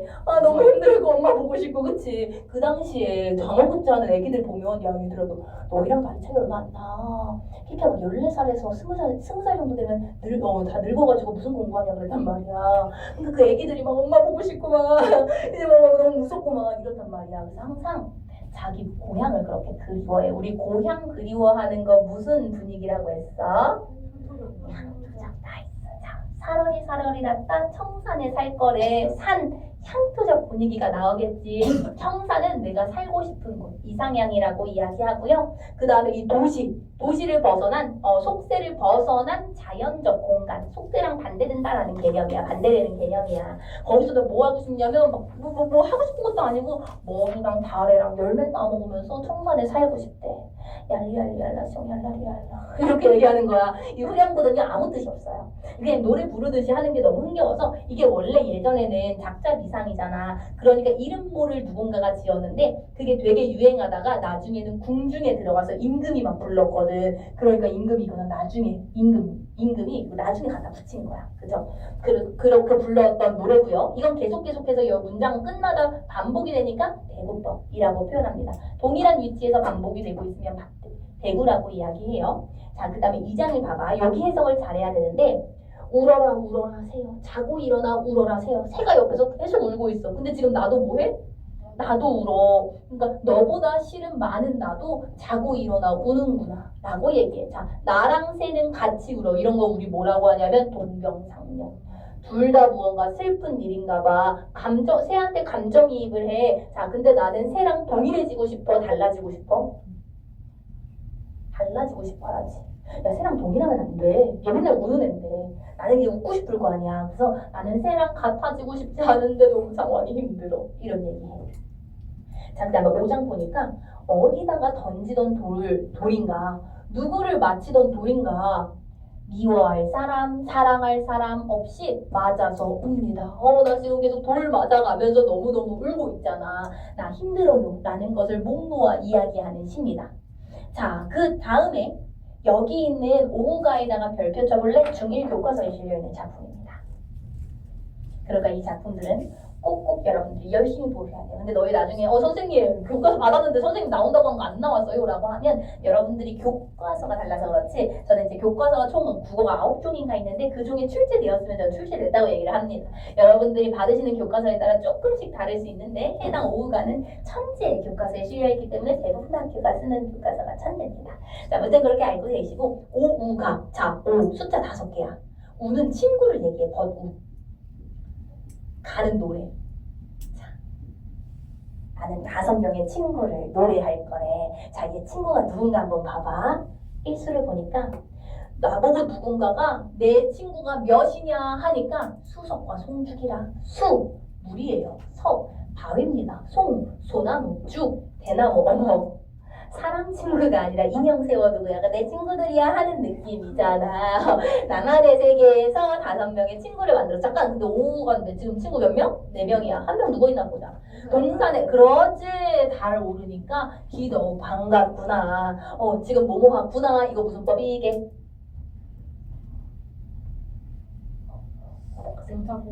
정답, 명단. 명단. 당신에게 정기평가 100점의 가호가 내리기를. 영탄법이야. 영탄법이 사용됐어. 기도 반갑구나. 두어라. 이 5밖에 또 더하여 무엇하리? 친구도 사귈 거래 안 사귈 거래? 안 사귈 거래. 나 이 5명이면 충분하네. 이 선배들은 무슨 얘기하냐면 인간 친구 사귀어봤자 툭하면 배신하고 뒤에 가서 내 욕하고 이러니까 변치 않는 지주와 절개를 지닌 이 5개만 내 친구로 삼을 거래. 자, 그러면서 이제 2수, 3수, 4수, 5수 내내 얘네들을 예찬할 거거든. 자, 3수에서 누구 예찬, 뭐라고 예찬하나 봐봐. 자, 제가 아람반에서는 한번 얘기하긴 했는데요. 선비들은 꽃을 좋아하게 싫어하게? 싫어해. 싫어해. 왜 싫어하냐면 꽃은 봄에 폈다. 봄, 여름 이때 날씨 한참 좋을 때 피고 날씨 힘들면 휙 져버려. 그러면 얘는 지조와 절개가 있어 없어? 없어. 얘는 지 좋을 때만 나와서 일하고 날씨 안 좋아지면 배신하는 애야. 싫어해. 자, 꽃은 무슨 일로 피면서 쉽게 져버려. 꽃 부정이야. 풀도 너도 마찬가지야. 푸르는 듯 하다가 금방 물해져. 너도 쉽게 변해. 자, 변치 않는 건 뭐밖에? 바위. 당연한 안 살아있음. 근데도 얘는 이걸 좋아하는 거야. 바위를 좋아하는 이유는 변치 않는 마음, 이 변치 않는 모습 때문에 그렇습니다. 자, 오수를 보자. 오수에서는 누굴 알려주지도 않아. 그라고 얘기해. 그럼 우린 그가 누군지를 추측해봐야 되거든. 나무도 아니고 풀도 아니고. 자, 소나무는 나무야, 나무 아니야? 나무야. 대나무. 애매해 보이잖아. 얘 나무야, 풀이야 싶어. 곧기는 네가 시켰고 속은 어디 비었느냐. 속이 통 비어있는 거 무슨 나무?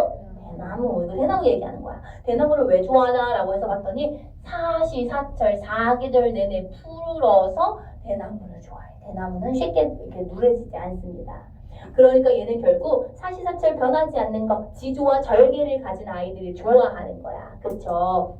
우리 저번에도 지조절개, 수업 시간에 지조절개 배울 때 매낭국죽하면서 우리 누구야 하고 부르는 시 있었는데 혹시 누구였는지 기억나? 꽃?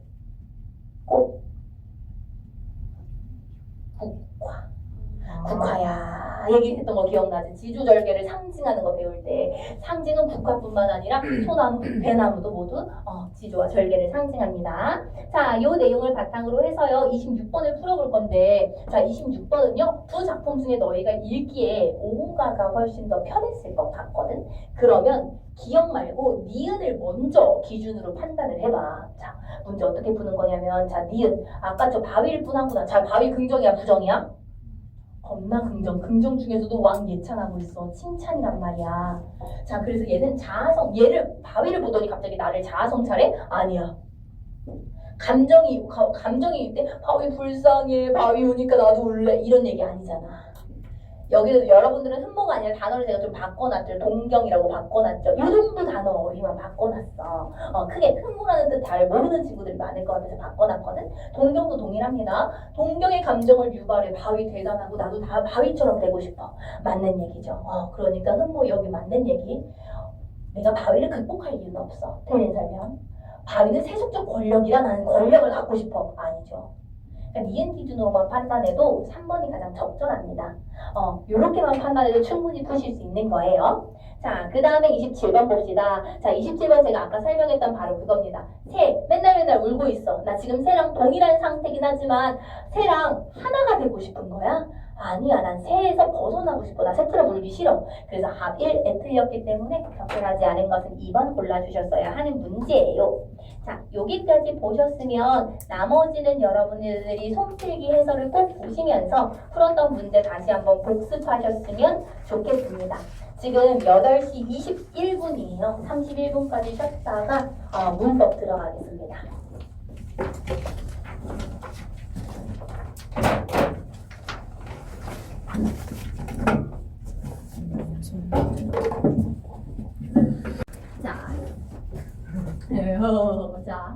자, 우리 빠르게 개념을 넘어가고요. 그 다음에 40분부터는 문제풀이, 문제 시작할 겁니다. 제가 아까 말했던 빙글빙글 돌아가는 빨리 끝나야 빨리 보여. 자, 다 전체가 다 맞아요. 1번부터 여기는 뭐 많아봤자 10번? 여기 1차는 8번 문제까지 바뀌었거든. 서술형 있어요?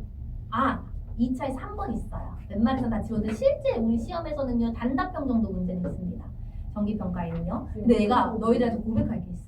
사실 문제를 잘못 프린트를 해서 뒤에 답지가 있어. 그래서 어떻게 할 거냐면 1차는 요 1번을 찍고 얘를 뒤집어서 그 다음에 채점은 내가 할 거야. 채점 내가 할 거야. 너희들 뒤집어서 뜯어서 뒤집었는데 뜯는 사이에 막 눈이 빠르게 돌아서 이렇게 보고 하면 안 돼. 빠르게 뜯고 빠르게 뒤집어야지. 알았지? 내가 양심 없게 할 것 같아. 고민해. 너는 몇 차만 답이 나왔어요? 몇 차 다 나와. 몇 차가 나왔어요? 재밌겠다. 완전 미스테리. 나뿐만. 그래 내가 너희들의 그 문법 점수 이번 시험 점수랑 비교해서 나 아까 문법 좀 4개를 틀렸는데 1차 만에 성공을 해? 그러면 내가 이거 하나하나 질문할 거야. 그래서 날아가는 애 품사가 뭐라고?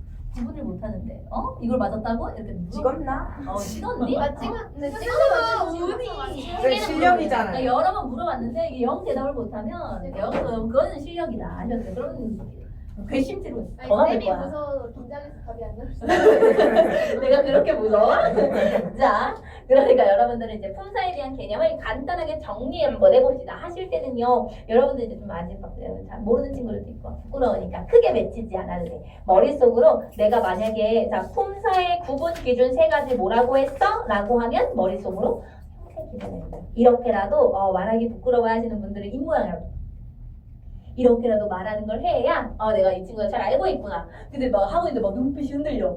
너희 티나 막 눈빛 흔들리고 막 자꾸 막 아래 보이고 싱크. 이 친구 공부 안 했구만. 이렇게 생각을 할 겁니다. 자, 다시 한번 물어볼게. 품사의 구분 기준 세 개 뭐야? 형태, 기능, 의미. 다 잘 대답해. 형태, 기능, 의미야. 그 중에서 형태에 따라 두 가지 나눌 수 있어. 뭐랑 뭐? 가변화, 불변화. 가변어랑 불변어. 자, 그 중에 가변어에는 용언이 있잖아. 용언은 두 개 뭐 있어? 동사형 동사. 그럼 용언에 동사, 형용사 말고 가변어 하나 더 있어. 뭐 있어? 서술격 조사. 서술격 조사는 뭐야?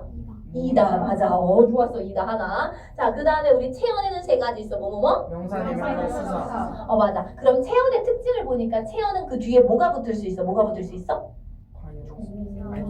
조사. 뭐의 수식을 받을 수 있어? 관형사. 맞아. 그럼 수식 얘기 나왔으니까 수식어에 대한 이야기를 보자. 자, 수식어의 종류 뭐 있어? 관형사, 부사. 부사. 맞아. 관형사는 아까 못 꾸며준다고? 최형. 그럼 부사는? 용어. 용언 또 있잖아. 부사도 꾸며. 또. 문장 전체. 맞아. 부사는 꾸며주는 놈이 일이 굉장히 바쁜 애야. 자, 그럼 그 다음에 관계어는 뭐 있어? 조사. 조사. 맞아. 그 다음에 관계어의 특징이 있는데 조사의 특징은 띄어쓸 수 있어? 띄어쓸 수 없어? 없어요. 띄어쓸 수 없어. 앞말에 붙여 적어야 돼. 앞말 뭐에 붙여 적어? 체언에 붙여 적어. 맞아. 가끔가다 부사 뒤에 붙는 애가 있는데 약간 그런 거 있잖아. 정말도 많이도 했다, 많이도 했다, 이런 식으로 뭔가 이게 보조사가 내가 지금 예시를 잘못 들었는데 이게 보조사 같은 애들이 부사 뒤에 붙는 경우가 있거든. 근데 그거는 이제 예외적인 애들이니까 볼 때마다 같이 볼 거고요. 그 다음에 마지막 하나 독립어는 뭐 있어? 감탄사. 감탄사인 놀람, 부름, 응답. 이게 감탄사였어. 민주야, 감탄사 아니야.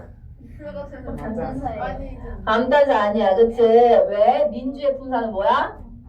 명사. 야는 조사. 그럼 만약에 야 이렇게 불렀어. 기분 나쁘면 미안해. 야 이렇게 불렀어. 이거 감탄사가 아니야. 감탄사야? 야가 아까 민주의 야가 붙으면 야 조사라 그랬잖아요. 근데 얘를 단독으로 쓰면 감탄사야. 열받아. 늘 자꾸 헷갈리게. 그러니까 감탄이 아닌데 아까 감탄사 세 개. 놀람, 부름, 응답. 했더니 이제 친구가 이렇게 불렀어. 이렇게 했어. 자, 이거 뭐야? 감탄사 아니야? 응답했잖아. 그치. 자, 감탄사야. 자, 그 다음에 우리 용언에 대해서 자세하게 배웠다. 용언에서 사실 동사, 자동사, 타동사, 상상형사, 지시형사 다 했는데 그 중에서 중요한 거는 구분만 잘하면 돼. 자, 구분의 기준 세 가지 뭐뭐 있어?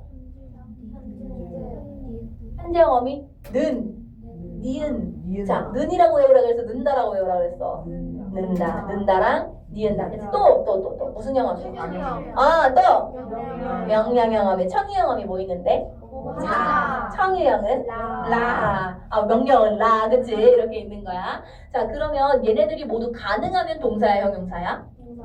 동사. 그치? 그럼 푸르다. 자, 얘 푸른다. 돼, 안 돼? 안 돼. 그럼 동사야, 형용사야? 오케이. 자, 그러면 돼, 안 돼? 안 돼. 왜 안 돼? 이게 왜 안 돼? 자, 왜 안 돼를 서술하시오라고 했어. 왜 안 된다고 얘기할 거야? 얘 푸르다는 형용사인데 뒤에 뭐가 왔어? 청유형 어미가 왔어. 왜 안 돼? 이렇게 서술해야 돼. 약간 이런 문제 서술하라고 그러니까 모양이 이상하다. 말할 때 어색하다. 이렇게 서술을 해놓은 거야. 왜 안 돼? 누가 민주당이 되면 안 된다. 안 되는 거야. 알았지? 자, 그 다음에 우리 용언에서는 본용언과 보조용언 구분하는 거 배웠었어. 이렇게 구분할 수 있구나. 우리 앞에 있는 애는 무조건 본용언, 뒤에 있는 애가 본일까 보조일까 요걸 구분하는 거였거든. 자, 구분하는 방법 두 가지 있었는데 첫 번째로는 문장에서 단독으로 사용이 가능한지 봐.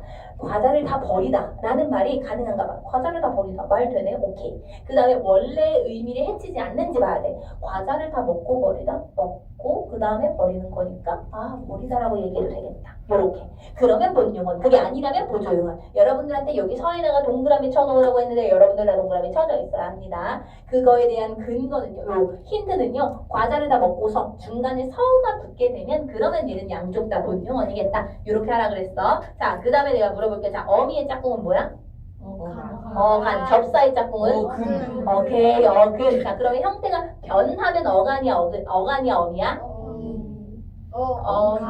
형태가 변해. 어미, 안 변해. 어간. 그럼 접사랑 어근 중에 본 뜻을 가지고 있는 애는 뭐야? 어근. 근데 여기다가 뜻을 더해주면 그게 접사. 자, 그러면서 여러분들은 볼 건데 우리 지난번에는 어미의 종류까지는 같이 학습을 했어요. 그리고 나서 뒤에 있는 내용도 시험 범위이긴 하지만 요거는 우리가 아직 안 배웠으니까 개념은 지금 이렇게 한번 후루룩 훑어본 거야. 그 다음부터 제가 여러분들께 문제를 드립니다. 자, 문제를. 네. 그래서 이거 문제를 안 지금부터 나와요? 뒤에 있는 공부가 거 안 되죠? 그건 어차피 여러분들 정규 수업 시간에 저랑 할 거예요. 오픈북으로 하는 거 안 될까요? 아 너무 좋지. 모른다. 아 너무 내가 그럼 이렇게 하자. 자, 1차, 2차는 오픈북 안 돼. 3차부터 오픈. 3차부터 오픈북 돼. 하나의 시간 몇 분이에요? 네, 네, 시간은 없어. 빨리 넘깁시다. 야, 그렇게 머리 쓰면 안 오 돼. 천재. 그냥 1차부터 통과하면 바로 찢어요? 네, 그리고 네네 1장 찢어. 그리고 빨리 뒤집어. 내가 오래 보나 볼 거야. 자, 1장 찢어.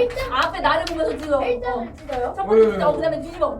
이렇게 뒤집어. 얘를 뒤집어. 얘를 뒤집어야지. 얘를 답을 뒤집어. 얘를 뒤집어야 돼. 답을 뒤집어야 돼. 그다음에 머리 뒤집어. 자, 이렇게 해서 시험을 볼 거야. 이 시험 여러분들이 보시면서 들으세요. 밑에는 네, 1장부터 뒤까지 쭉 시험을 보실 건데요. 만약에 내가 1장에서 통과했어. 그럼 지금 가시면 돼요.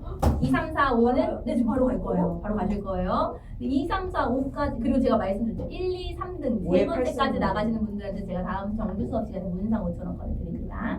그리고 내가 만약에 2장까지 했고 통과했어. 그럼 3, 4, 5 안 푸셔도 좋지만 안 푸셔도 제가 검사 안 할 거예요. 근데 우리 학원이 안타깝게도 10시까지잖아. 10시 이후엔 법적으로 안 되잖아. 근데 너희가 5차까지 다 못 풀었어. 물론 너 혹시 오답이 5차까지 다 했는데 다 틀렸어. 다 통과를 못했어. 그러면 1번부터 5번까지 모든 문제에 오답, 틀린 거 오답 체크하셔서 정규 수업 시간에 검사 받으실 겁니다. 아셨죠? 최대한 많이 맞아놓는 게 좋겠지. 오답은 틀린 문제만 할 거니까. 5에 8승 분일로 갈까요? 확률 싸움을 하지 말라고.